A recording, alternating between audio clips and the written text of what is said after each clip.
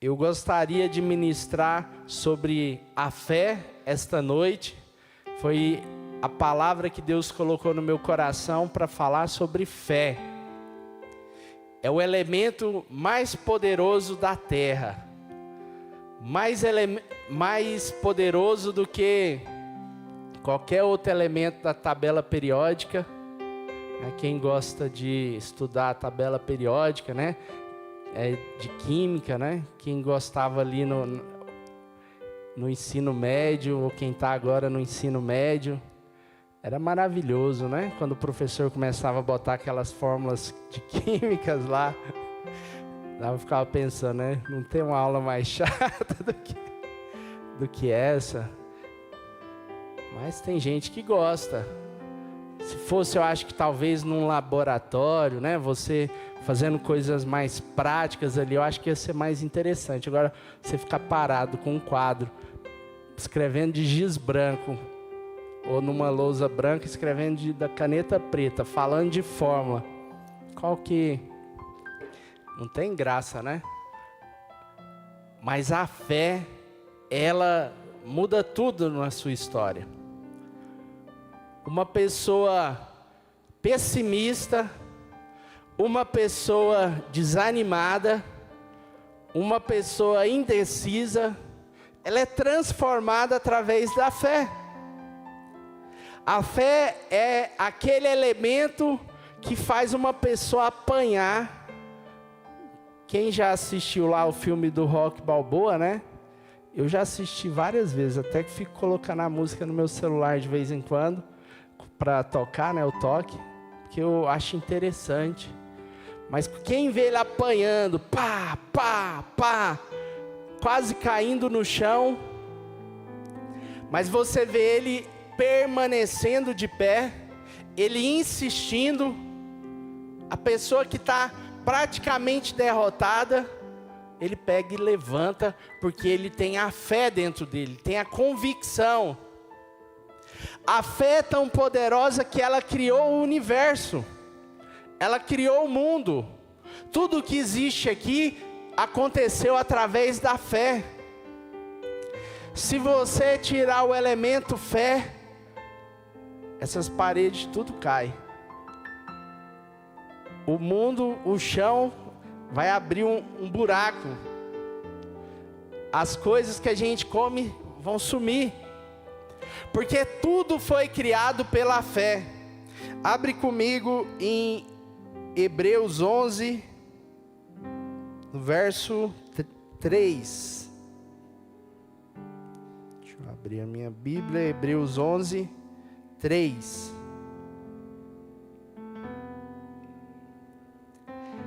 Pela fé entendemos que o universo foi formado pela palavra de Deus, de modo que aquilo que se vê não foi feito do que é visível. A fé formou todas as coisas.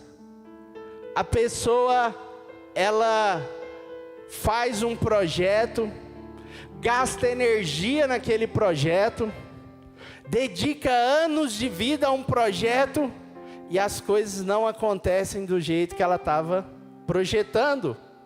É frustrante, dá tristeza, às vezes dá vontade de chorar, dá vontade de sair gritando, de dor. Mas essa não é a atitude que está sendo provada ali naquele momento, não é a forma de vencer. O que faz a pessoa vencer aquele momento é o quê? A fé.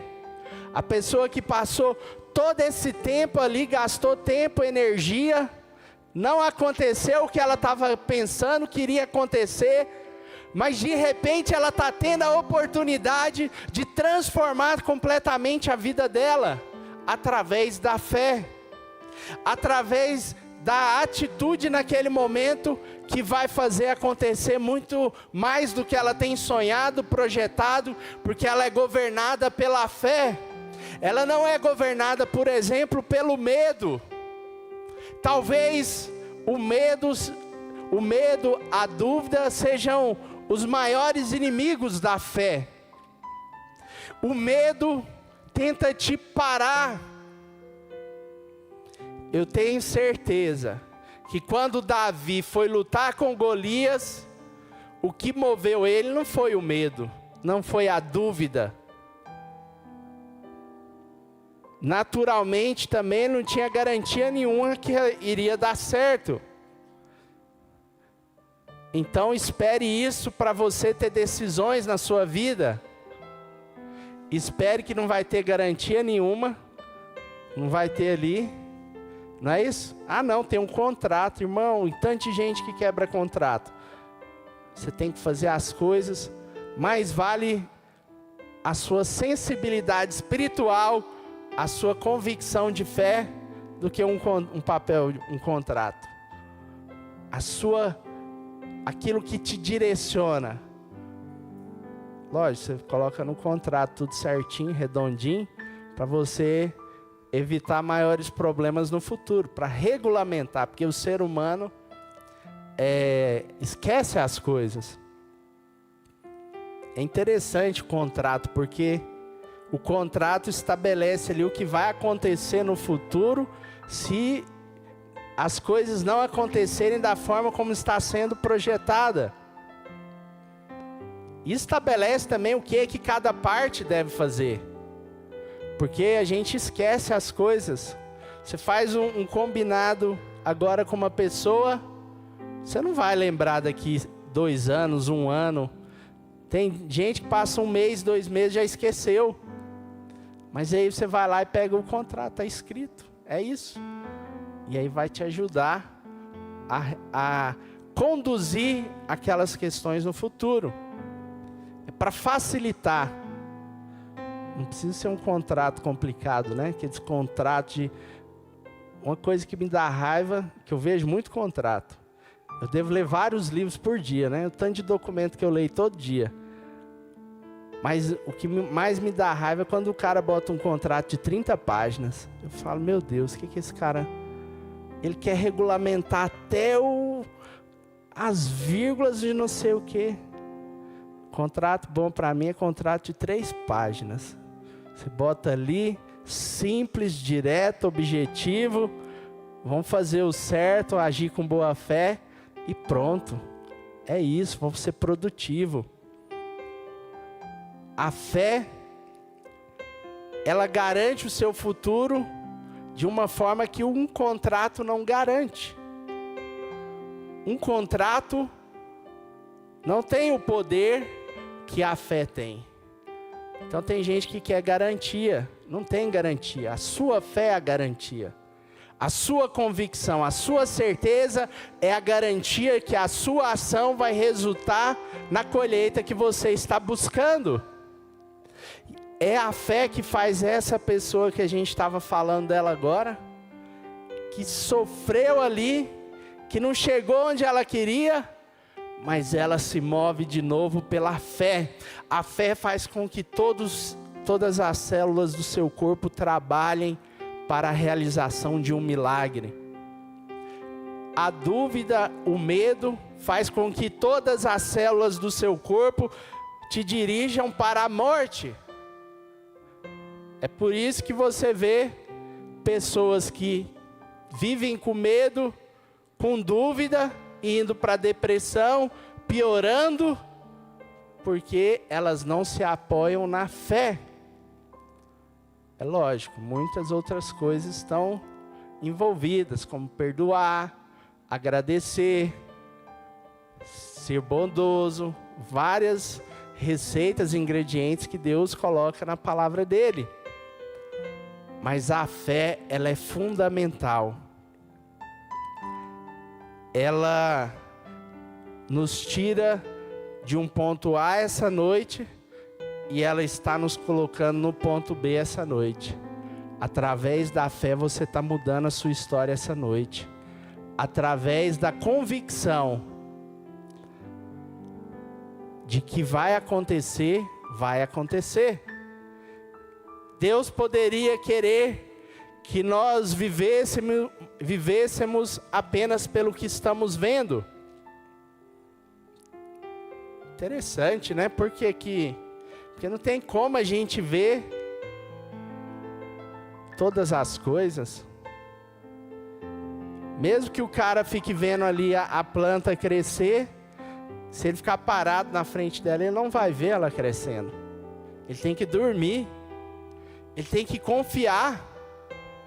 Porque ele não vai conseguir ver ali em segundos, em fração de segundos, minutos, o crescimento da lavoura dele.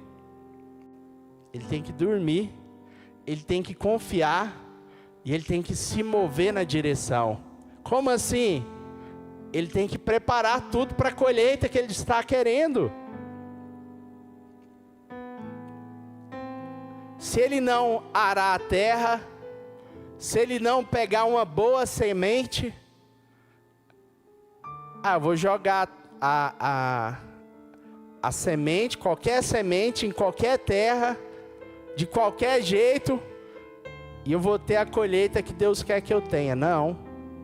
Ele vai fazer o quê? Procurar a melhor semente, preparar a terra da melhor maneira, no momento certo, e ele vai plantar ali, não é isso? Para ele ter a colheita que ele está almejando. Ainda assim pode ter coisas que vão contra a colheita dele. Graças a Deus, Deus nos deu inteligência. E tem um seguro, não é?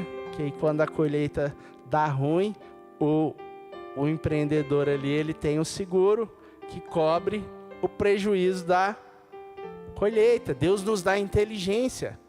Deus nos dá a capacidade para que a gente tenha sucesso. Até quando o trem dá ruim, dá bom. Entende? Até quando o trem vai ruim, vai bom. Você tem que aprender a deixar Deus conduzir, usar a inteligência que Deus te dá, porque vai fluir, vai acontecer. Você tem que bater até a porta abrir, pedir até receber e buscar até encontrar. Não tem caminho de volta. Esse cara que perdeu a colheita, se ele recuar, se ele não tirar uma lição de tudo que aconteceu e construir algo melhor no próximo ano, ele vai retroceder. Mas se ele for inteligente, pegar tudo que aconteceu até aquele momento, pegar tudo aquilo ali e reinvestir todo o conhecimento que ele tem, ele vai ter um desenvolvimento muito grande, um passo muito grande. Que pessoas que ficam só assistindo não têm esse crescimento, não têm esse desenvolvimento, porque estão só conversando, só assistindo e não estão realizando. Mas quem está fazendo vai ver a colheita sonhada, projetada. Isaac era uma pessoa que vivia pela fé. Isaac, ele de repente viu uma fome na terra, na época que não tinha seguradoras para segurar a plantação dele. Ele não conseguia fazer o seguro. Ainda não tinha na época dele. E ele via aquela fome. Mas Deus chamou ele pela fé. E falou: não vai para o Egito. Permaneça na terra. E eu vou te abençoar. Vai acontecer. A fé faz acontecer. Você entende que a fé faz acontecer. Mas eu não estou vendo nada.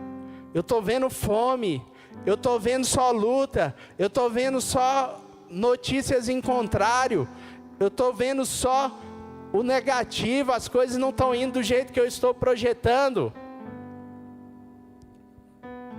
Graças a Deus, é para isso que você tem a fé. É para essa hora que você tem a fé. Também, na hora que está tudo bem, você dá passos longos de fé, maravilha. Mas na hora que você vê as coisas vindo contra, e a sua convicção te faz avançar, aí sim você está preparado para colher 100 por 1. Se a gente não conseguir competir com os cavalos, não é isso que a Bíblia diz? Se a nossa força for fraca no dia da batalha, no dia que você mais precisa de força, se for fraco, você está sendo muito fraco. Porque é na hora da dificuldade, da luta, que você fortalece a fé para romper o desafio, para avançar e poder almejar o pretendido sonho, pretendido projeto. Vai acontecer. Você está dando uma ordem às células do seu corpo, as células que você não vê. Mas eu não estou vendo essa célula. Só você olhar assim para o seu braço, para a sua mão, elas estão aí. Elas são bem pequenininhas, mas elas estão aí. Pelo menos foi o que me disseram. E eu acredito que elas estão aqui, né? O professor me falou e eu estou acreditando. Eu não vejo elas, assim, eu vejo a pele, né? Mas pela fé, eu creio que elas estão ali. Mas tem um negócio que é interessante. Quando Jesus ressuscitou, tinham muitos discípulos que não estavam crendo, porque não tinham visto Jesus ressurreto. Não tinha visto ele assim, né, as células dele. E Jesus falou que felizes, bem-aventurados aqueles que não veem e creem. Olha que maravilhoso. Através da fé, a gente viu uma revolução acontecer na história da humanidade. A humanidade vinha em decadência, um lixo moral, um lixo espiritual, pessoas traindo umas às outras, enganando umas às outras, vivendo com egoísmo. A humanidade vinha numa decadência. Estuda o Império Romano, estuda os impérios da época e veja a decadência de valores, de moral que o ser humano vinha. E de repente, Jesus aparece. E pessoas que não viram Jesus ressuscitar, mas que o conheceram através de uma experiência. Como que a gente conhece Jesus? Como que eu conheci Jesus? Eu vou falar como eu conheci Jesus. Porque eu não vi Jesus. Eu não vi Ele ressuscitando. Mas eu experimentei um poder dentro de mim, sobrenatural, um negócio que eu nunca senti na terra. Eu senti Jesus Cristo. Quando eu estudava a palavra dele, quando eu lia a palavra dele, eu comecei a sentir um negócio poderoso. E aí eu orava aquela oração do Pai Nosso, básica, que estava ali na Bíblia. E quando eu orava aquilo, milagres começavam a acontecer. Eu comecei a ver o mundo espiritual. Não vi Jesus, mas eu vi o mundo espiritual numa dimensão que não é a natural, né? Esse olho natural vê, mas algo que é espiritual. E eu conheci esse Jesus. E as pessoas conhecem Jesus hoje através desse contato espiritual, que não é o contato ali que alguns discípulos tiveram a oportunidade de ver Jesus. E através de orações simples, como convidar Jesus para entrar na sua vida, convidar Jesus para fazer parte da sua história, simplesmente falar: Jesus, eu quero te conhecer. Se tu estás presente aqui hoje na minha vida, na minha história, eu quero te ver agora, Jesus. E Jesus, Ele vai aparecer para você. Jesus vai aparecer para você e você vai saber que é Ele. Você vai ter convicção que é Ele, porque Ele é diferente de tudo. O amor de Deus, a Bíblia eu não lembro qual apóstolo que falou, mas disse que o amor de Deus nos constrange. O amor de Deus é tão grande, foi o que Jesus fez comigo, que me constrangeu. Eu senti sendo abraçado tão forte por Jesus, eu senti algo tão abençoado, uma sensação tão poderosa da presença de Jesus, que eu peguei, ele me constrangeu. Ele falou, não tem uma coisa mais poderosa e maravilhosa do que a presença de Jesus. Não tem algo mais maravilhoso do que a presença de Jesus. A partir daquele momento foi fácil fazer decisão na vida, porque eu faço as decisões conforme Jesus nos ensinou, conforme Jesus nos ensina. Esteja eu sozinho ou com mais pessoas, os princípios de Deus são os mesmos. Você passa a decidir conforme a palavra, os princípios de Deus. Você não precisa mais ter um comportamento na frente de algumas pessoas, e quando você está sozinho, você tem um comportamento diferente. Quem age assim não sabe que o Deus que criou todas as coisas está presente em todos os lugares e está vendo tudo o que estamos fazendo. Mesmo quando a gente acha que Ele não está vendo, Ele está vendo. Ele prova até os milésimos de segundo do nosso coração. Ele sabe qual que é a nossa intenção, qual que é o nosso propósito. Eu quero ler um texto, Mateus, capítulo 8, verso 5.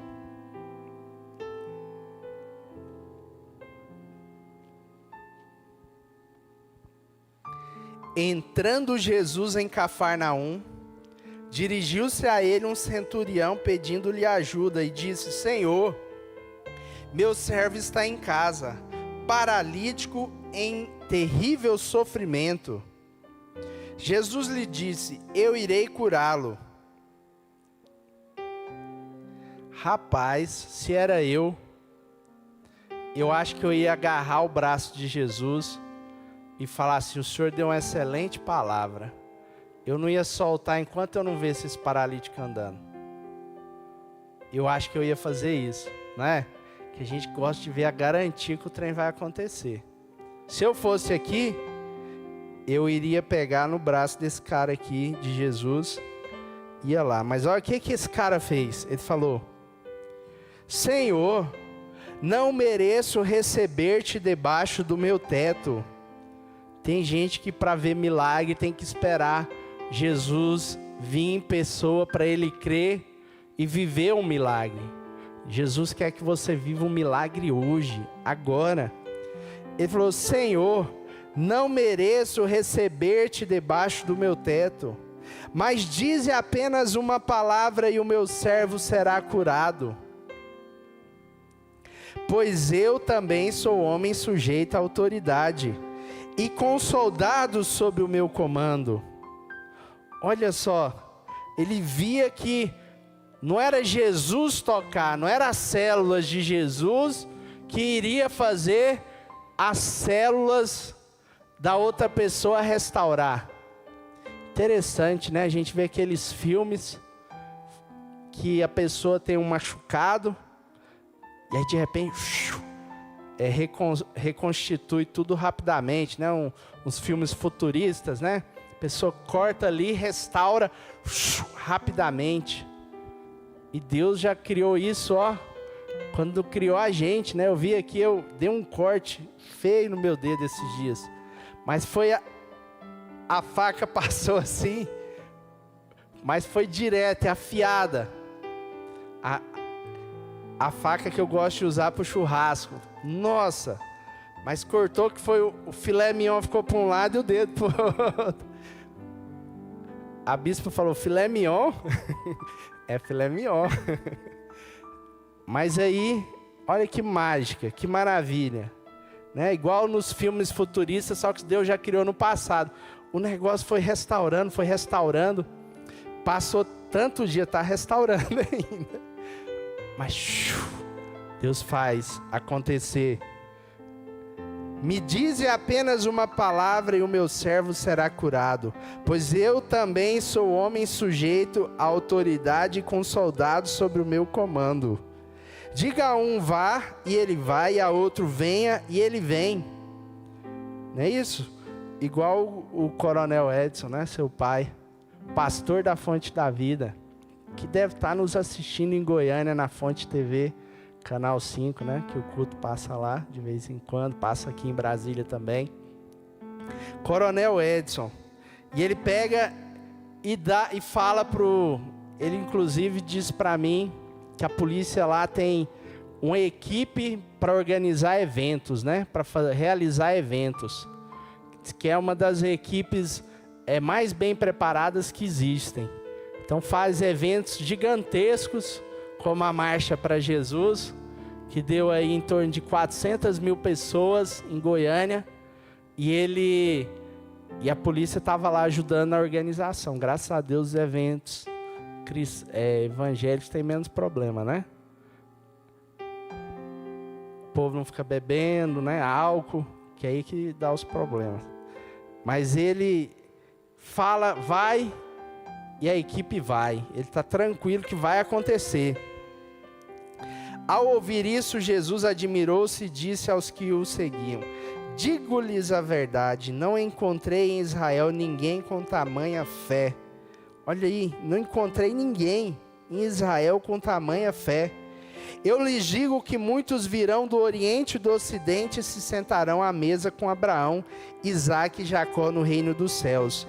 Mas os súditos do reino serão lançados para fora nas trevas, onde haverá choro e ranger de dentes.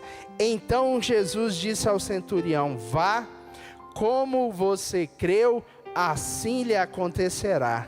Eu quero que você saia daqui essa noite com essa palavra. Vá, como você creu, assim lhe acontecerá. Da forma como você está crendo essa noite, assim lhe acontecerá. Na mesma hora o seu servo foi curado. Agora, o seu milagre está acontecendo. Agora, o milagre está sendo realizado. A gente tem que levantar agora com essa fé diante de Deus. Fecha os teus olhos, nós vamos orar agora ao Senhor. Espírito Santo de Deus, Pai, somos pequeninos, Senhor Deus. A gente não estava aqui na terra quando o Senhor ressuscitou, Jesus. Mas nós sentimos Tua presença agora, dentro de nós, nos nossos corações. Nós sentimos a Tua presença neste ambiente, Jesus. Nós vemos que o Senhor é real, que a palavra que o Senhor disse, que quem busca encontra, quem pede recebe, quem bate a porta é aberta, ela é real, Jesus. E nós oramos agora, Senhor Jesus, que assim como cada irmão e irmã está crendo aqui agora, eu declaro, Jesus, como o Senhor declarou, Deus, que vai acontecer, Pai, na vida de cada irmão e cada irmã aqui, eu declaro essa palavra. Vai acontecer, está sendo liberado agora, conforme a fé de cada um. No nome de Jesus e na minha vida eu creio também, Deus, que está acontecendo, Deus, pela fé. Declaramos sobre esse mês agora, Deus Pai, as portas abertas, Deus. Abençoa, Deus, cada um que vai estar amanhã na Fonte da Vida, nos salões, Deus Pai. Que as portas sejam abertas, Deus, que milagres aconteçam, Deus Pai. Enche o nosso coração de fé, Deus, no nome de Jesus. Que a fé que move montanhas esteja dentro de nós agora, Pai. Que essa semana a gente se mova pela fé, Deus, não pelo medo, não pela dúvida, não pelo ressentimento, não pela inveja, não pela mentira, não pela, Senhor Deus, amargura. Que a gente se mova pela fé, Jesus. Que o nosso corpo se mova pela fé. Que quando tudo disser que não dá, Deus Pai, a gente diga pela fé que vai dar, que vai acontecer, que nós vamos continuar insistindo, que nós vamos bater até a porta abrir. No nome de Jesus, amém.